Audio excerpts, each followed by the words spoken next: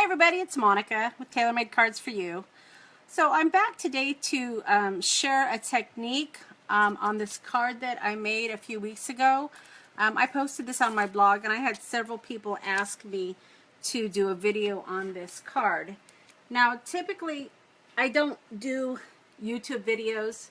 I'm not that good at editing them, so I just choose to do Periscope and now Facebook Live because it's a lot easier for me. But I did want to share with you this technique, and hopefully you guys will give it a try. So some of the things that I used when I did this technique are texture paste. So if you've never used texture paste before, it's pretty creamy and it works great with stencils. You usually want to have a palette knife here, something like this, to be able to smear the texture paste out. And then the stencil that I used for this card was this Tim Holtz one right here called Stripes. And I used this along with some distress crayons to create this melted candle effect. And then of course the stamp is from Suzy Stamps. I used the Some Women Are Lost in a Fire, but I thought I would actually try this one this time to just have a different sentiment, but using the same technique, so you guys will get the idea hopefully when I go ahead and demonstrate this. So let's go ahead and get started. So I just start basically with some white cardstock, and this is cut 4 by 5.25. I like to have it a little bit smaller than the A2 cards, so that way I can mat it if I choose to do that. And then, like I said, I did use this Stripes,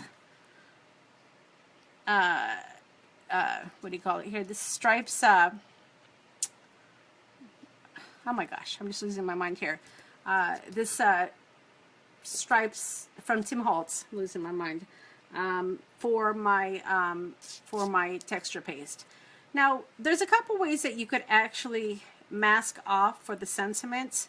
Because I like mine to look like a dripping candle, what I do is I basically just put it right over my stencil and I work around it. And that's what I'm going to do right now. So this is a little bit bigger than the card that I made before, but you can do it with probably any type of sentiment. Once you figure out the stamp that you want to use, then you're going to go ahead and just get some tape to tape down your stencil so it doesn't move on you. And this is just blue painter's tape, nothing fancy.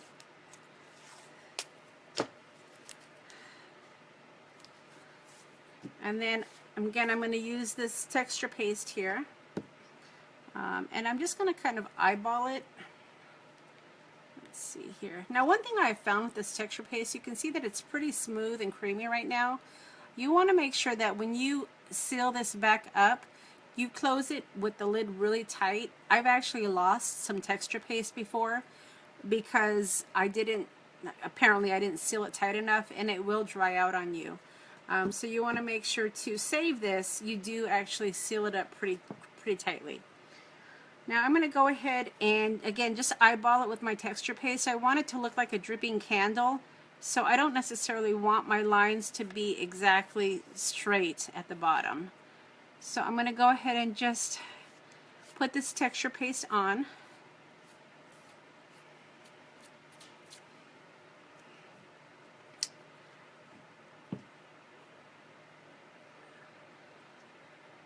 And then once you get an idea of how far you have to go over what I did before, I know that I don't want to go past this line, then I can move my sentiment and then finish this off right here.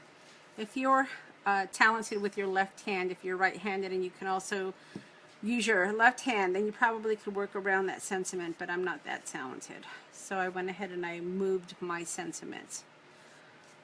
So I've got my texture paste. Again, I want it to look kind of like a dripping candle, so I don't want these necessarily to be all the same length. Alright, so once you have your texture paste all smoothed out, And it doesn't have to be, when I say smooth, it doesn't have to be exactly smooth, because again, you want it to look like a dripping candle a bit. So don't be afraid to create some creases or some lines against it, just to give it that true effect. All right, and then I usually, when I'm working with texture paste, I like to have a baby wipe on hand, because this will dry pretty quickly. And when I'm doing a demo, or I don't want to have to get up and wash it after every use, I'll just have a baby wipe. And then when you lift up, you just want to make sure that I usually pull towards me to make sure I don't mess up what I've already done here. Now, as you can see, hopefully you can see this, I've got different layers of this texture paste coming down, and I'm going to want to let it dry before I actually use that. But for this demonstration purpose, I went ahead and I created some off camera. So I'm going to go ahead and share with you. Now, before I started, I explained that there's a couple ways you can actually mask off for the sentiment. I used a Post-it on this one. And if you just wanted to have like a square effect, that works pretty well. But I wanted my candle to be a little bit more jaggedy. So that's when I actually did the demonstration with just putting the sentiment over the white space, and then just working around it. And I did this about 15 minutes ago, probably less. It's already dry, and I'm able to work with it. So I'm going to go ahead and show you what I did next. So if you've never worked with distress crayons, these are from the Tim Holtz collection, and I like them. They smear really well, and they work really well with this collage medium to kind of mix in the colors. So what I did to, again, create this dripping candle effect, I just went ahead and pulled out some reds, some oranges, yellows, just anything that I thought would look like a fire. And these are what I essentially worked with. I don't think I used that one. I think I used these three right here. All right, so, and then what I did is I basically just opened up my crayon and then just started putting some color. And again, I want this to look like fire or a dripping candle. So I didn't really have any rhyme or reason. I just kind of put my colors. And then I'm going to come back and mix them in.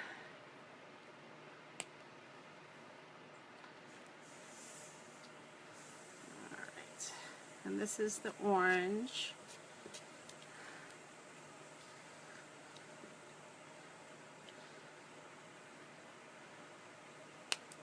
And then I'm going to add a little bit more red.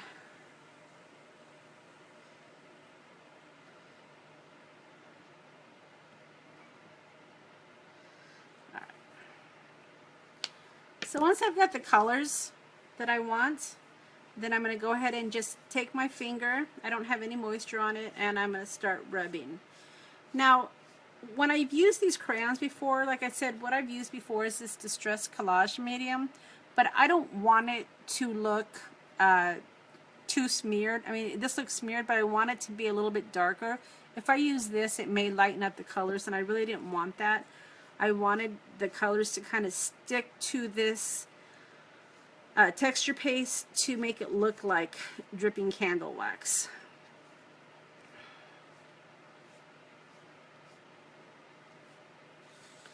And hopefully you can kind of see the transformation here. It's very easy. I didn't see this technique anywhere. I just kind of was playing one day and I created this. Some of the stamps from Suzy Stamp stamps were about fire, and I wanted to try different techniques to create a hot or fire effect, and I was just like I said, playing one day, and I came up with this. So as you can see, it really does look like dripping candle wax. And it's a very easy technique to duplicate.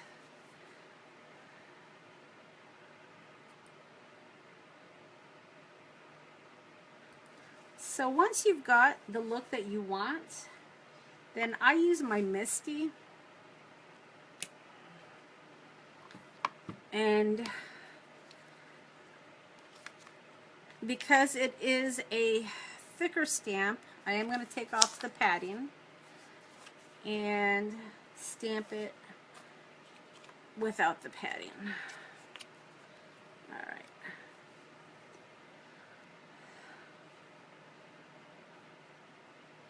So because I went ahead and I pre-measured this stamp before, this should hopefully fit. Let's hope it does.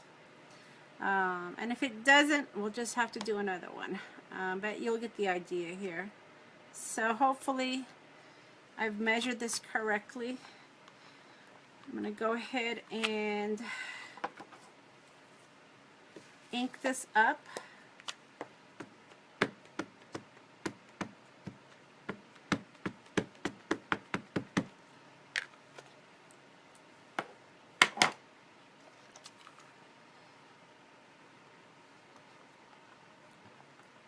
And then just stamp it.